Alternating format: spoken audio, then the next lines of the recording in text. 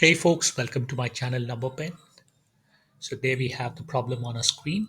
Find the derivative of the following function with respect to the corresponding independent variable. The function that we have is 4 secant t plus tan t, right? So the independent variable here is t. So we've been asked to find the derivative with respect to the independent variable t, right? So we have a function of the type u plus v, right? So let's write down what is our f of t, right? F of t, I'm going to call it as u of t plus v of t, right? And what is my u of t is 4 secant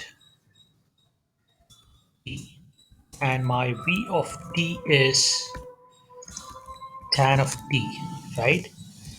And what is my f dashed? We've been asked to find f dashed, and I'm going to apply the sum rule of differentiation. So if my f of t equals u of t plus v of t, then my f dashed of t equals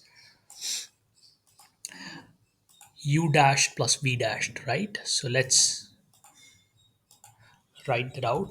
My f dashed of t equals u dashed of t plus v dashed of t. So to solve this problem, we'll have to find u dashed, which is d by dt of 4 secant t, and then v dashed, which is d by dt of tan t. Using quotient rule of differentiation, we did solve for tan t, and I'm going to put a link to that particular video in the description. So I'm not going to solve for tan t explicitly out here. We know that d by dt of tan t is secant square t. And then in this video, before we actually get to apply u dash plus v dash, we will look at d by dt of secant of t using first principles, right? So what is my secant of t? We will start off with secant of t before we get to 4 secant t, right? So I'm going to call out my g of x as equal to secant of x, right? And what is my g dashed? Is going to be limit h tending to 0, g of x minus h minus g of x divided by h, right? So what is my g of x plus h? My g of x plus h is nothing but secant of h plus h, right? X plus h, right? So let me write that minus secant of x divided by h, right? We all know what is secant of x, right? It is nothing but 1 by cos x, right? And I'm going to write it like that in the next step, right? So what I'm going to do is I'm going to rewrite this expression in the format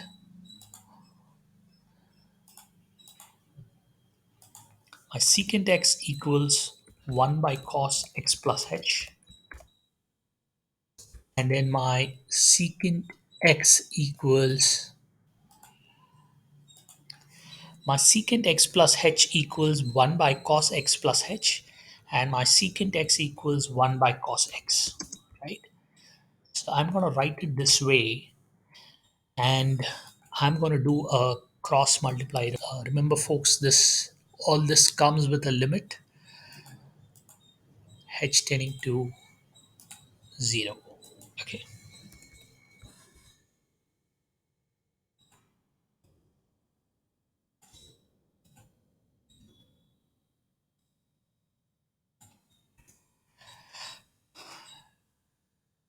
Now I think I will cross multiply, and what I will get is limit h tending to 0. Post this, we will move to the next line, folks. All that I'm doing is I'm trying to express this entire expression in terms of cos x, right? Because cos x is something familiar to us. So this expression becomes cos x minus cos of x plus h divided by h, and I still have my cos x into cos x plus h, right? I'm going to apply the product rule of limits and rewrite this particular expression like this. Let's move to the next line.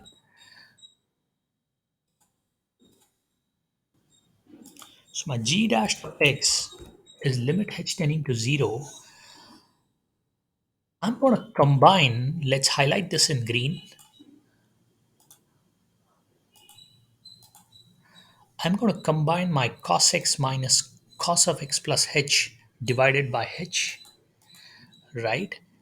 And then my cos x is independent of h, so I can pull that out and I have cos x plus h, right? So I'm going to combine the green terms. So let's write that first before we move to the next term, which is 1 by cos x plus h. Into, again, I have my limit h tending to 0. Then I have my 1 divided by cos of x plus h. And then let's pull out cos x because cos x is independent of h. So we have 1 by cos x into limit h tending to 0, cos x minus cos of x plus h divided by h into limit h tending to 0, 1 by cos x plus h, right?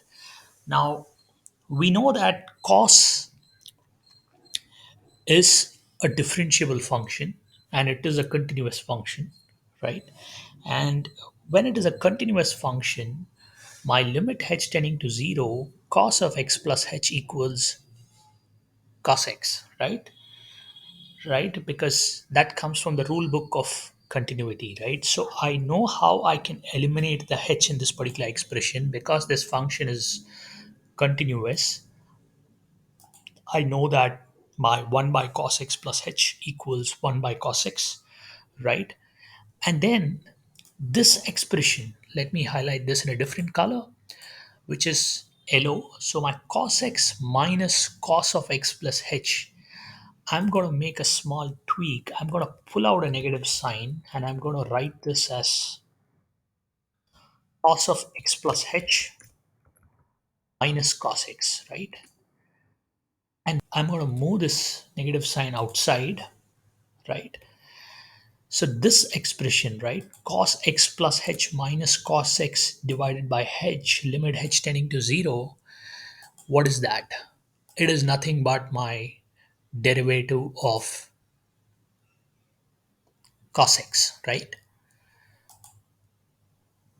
This expression is nothing but d by dx of cos x, right? So, as per first principles, we know that d by dx of cos x equals cos of x plus h minus cos x divided by h, limit h tending to 0. And I think we can directly eliminate the limits out here. And I'm going to, so we have a minus 1 divided by cos x. And then our LO expression is nothing but your d by dx of cos x, right? So what is that? That's a minus sine x, right? And if you've not seen my video on how to go about doing cos x using first principles, then I'll put a link to that particular video in the description. Please take a look at it. I'm not going to solve for this again out here. And therefore, we have minus sine x into limit h tending to 0, 1 by cos x plus h is nothing but 1 by cos x, right?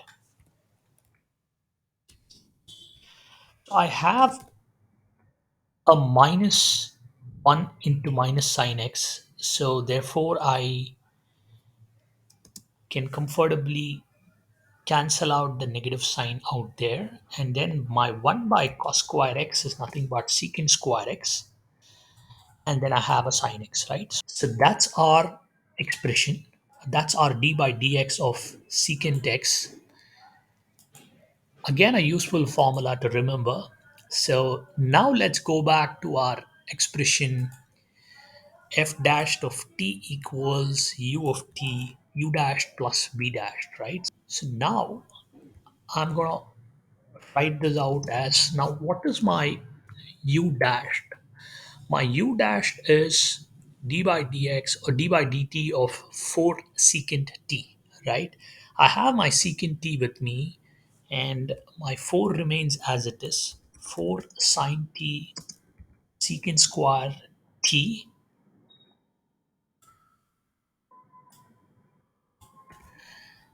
and then I have my tan t, which is, we worked it out earlier, it's nothing but a secant square t, right? So that's the final answer for this particular problem. 4 sine t secant square t plus secant square t. And in fact, you can pull out the secant square t and express the answer as secant square t into 4 sine t plus 1, right? So that's how we go about solving this problem. I hope you found this content useful. Please do subscribe to my channel and support. Thank you.